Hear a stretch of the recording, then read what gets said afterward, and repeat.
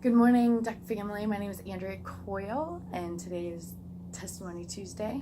I grew up as a pastor's kid, and my parents actually planted a couple churches growing up. And when I was in middle school, my father came across a situation that wasn't very transparent, dealing with money, and he confronted another pastor, and as a result he actually ended up losing his job because the gentleman was the lead pastor.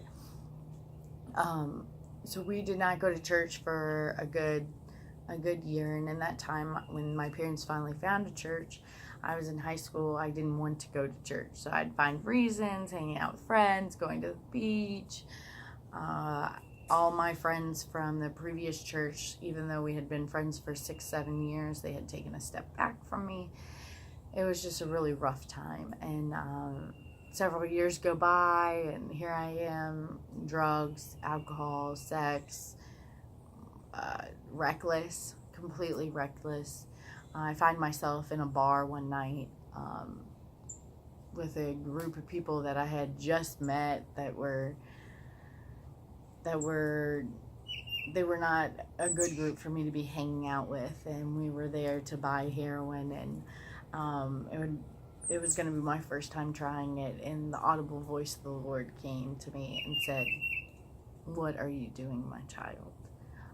Completely sobered up, didn't get drunk, didn't drink, just didn't do drugs, and just left. A lot of friends who had pulled away from me during that time because I was even too crazy for their party scene really thought I was weird because I just stopped.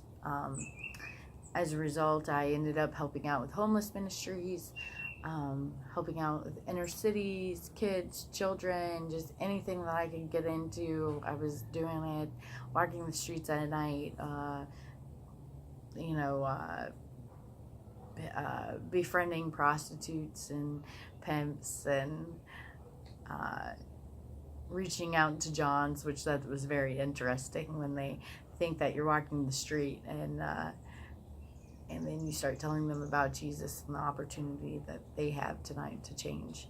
But yeah, just reaching out, just people, anyone I ever came in contact with, and then it ended up opening up a job for me to go to Virginia. And so I went to Virginia and had huge hopes. I was like, oh yes, I have this vision of working with other churches, and I'm not threatened by another church, no matter the size, and we're going to work and co-labor and bring revival to the valley.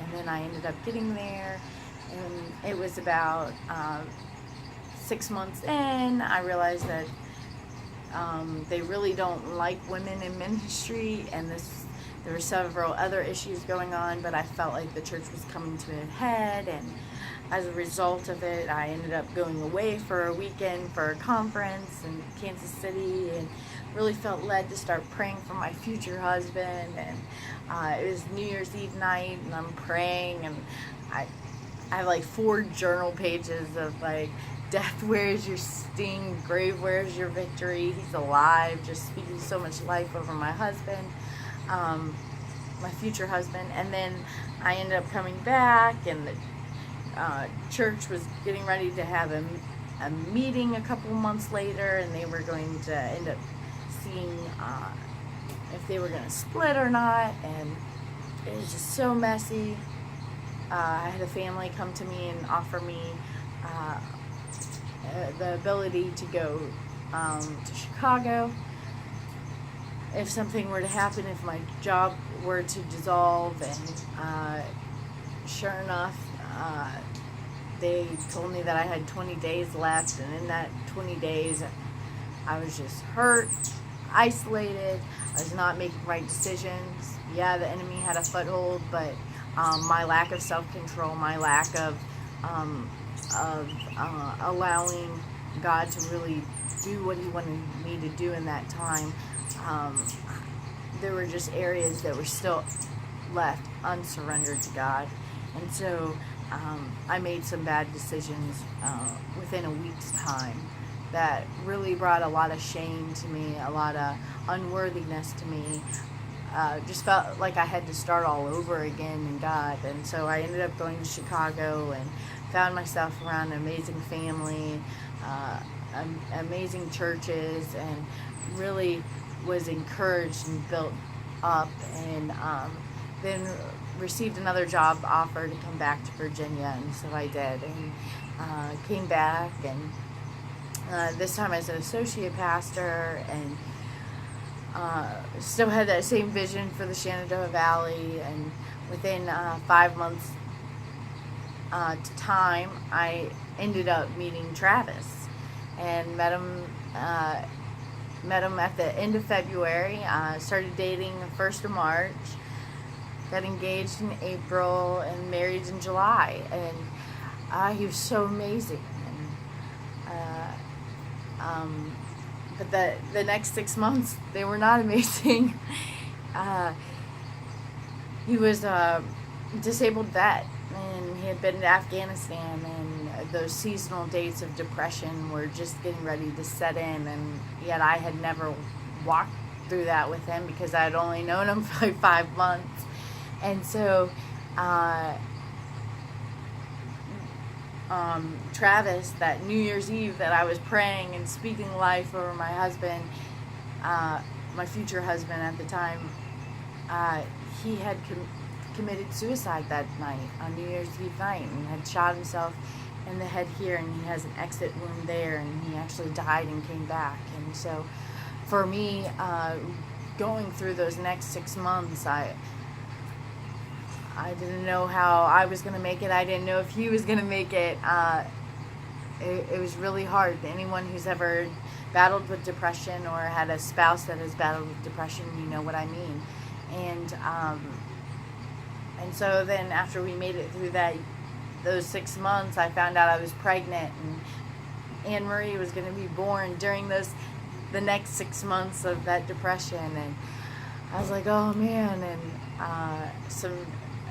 a series of things happened when I was 8 months pregnant, and when Anne Marie was 4 months pregnant, that I made a decision that I was no longer going to be at that church. It was not safe for me spiritually and physically, and it was not safe for my family to be a part of that church. And so I made a decision to leave that church, and a lot of people didn't understand why. As much as I wanted to tell why, I didn't. That was the only church they had ever known, and I didn't want the same things to happen, offense happen in their lives that I had walked through when I was in middle school. And so we left, and then it took Travis a good 10 months before he wanted to find another church.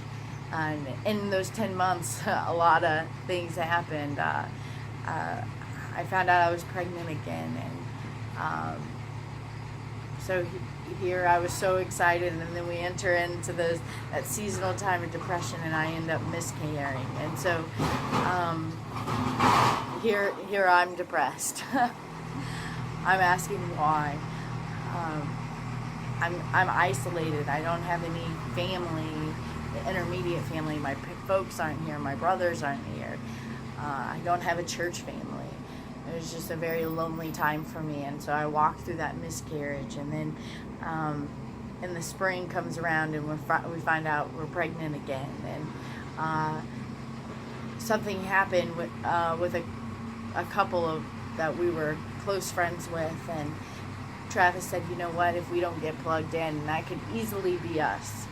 And so he said, we need to find a church. And so here we are, we're at Duck, and I've always loved Duck. Back when I was a youth and children's and college pastor, I had found Duck right in their formative months, and it was awesome. It was life-giving to me during that time, and just loved the worship, just loved the Wednesday night Bible study. This was before kids for any of them, so other than them having work in the morning, it was kind of like, let's just go after God, and there's no agenda, there's no time restrictions. It was an awesome time for me. And so my husband actually decided that we should go to Duck, and I was so excited. I'm like, yes. And so here we entered into the third year of having that seasonal depression, and yet God actually lifted the shame and the guilt off of Travis this past 6 months, or that past 6 months, which has been about 9 months now.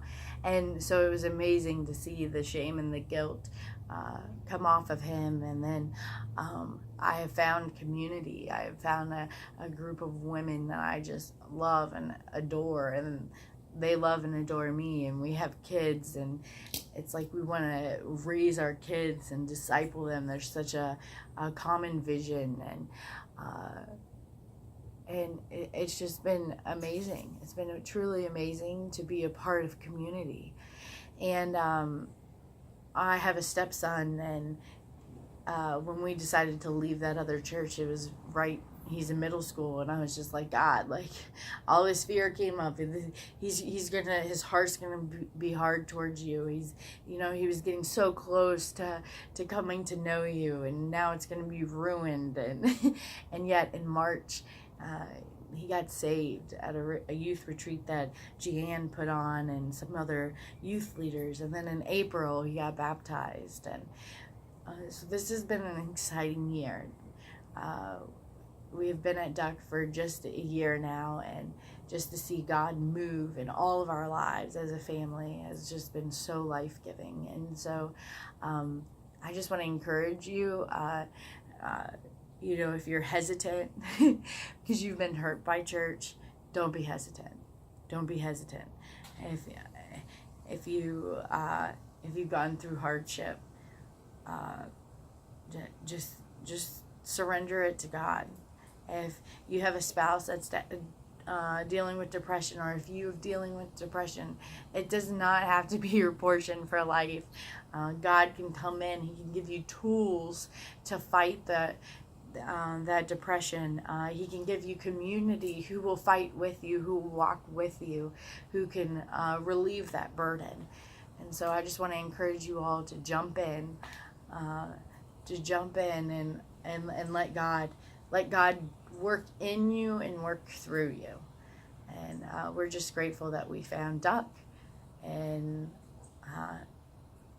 here was our first year, and I can't wait for many more years to do life with you all.